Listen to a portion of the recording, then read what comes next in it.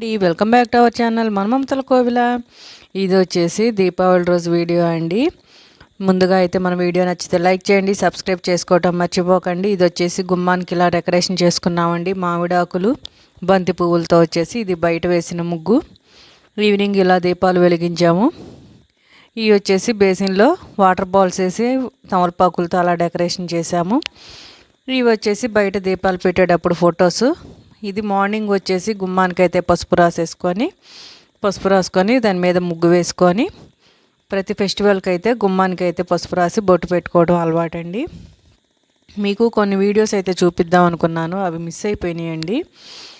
నాకు వచ్చేసి దీపావళికి వచ్చేసి ఇంట్లో బయట అన్నీ కూడా చక్కగా బంతి పువ్వులతోటి మొన్న గులాబీలు చామంతులతో అయితే ముగ్గు వేసుకొని అందులో దీపాలు వెలిగించుకునే అలవాటు అయితే ఉందండి. నాకు ఎంతో ఇష్టం, అందుకని అయితే అలానే చేస్తాను. క్రాకర్స్కి పెద్ద ఇంపార్టెంట్ ఇవ్వనండి.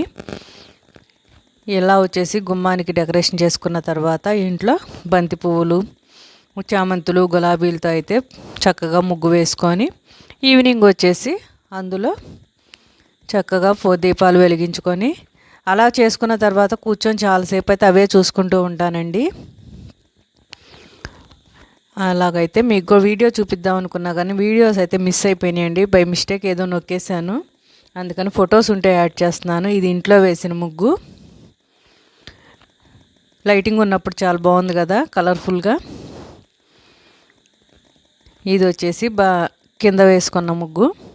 ఇవి ప్రతి ఇయర్ ఇలా వేసుకునే అలవాటు ఉందండి. అలా వీడియోస్ మిస్ అయినాయి కదా, మీకైతే ఇలా ఫొటోస్ అయితే యాడ్ చేస్తున్నాను. ఇది వచ్చేసి బేసిన్లో అమ్మవారిని పెట్టేసి వాటర్ బాల్స్ అండి, వాటర్ బాల్స్ తమలపాకులతో అయితే డెకరేషన్ చేసుకొని అలా పెట్టుకుంటాను.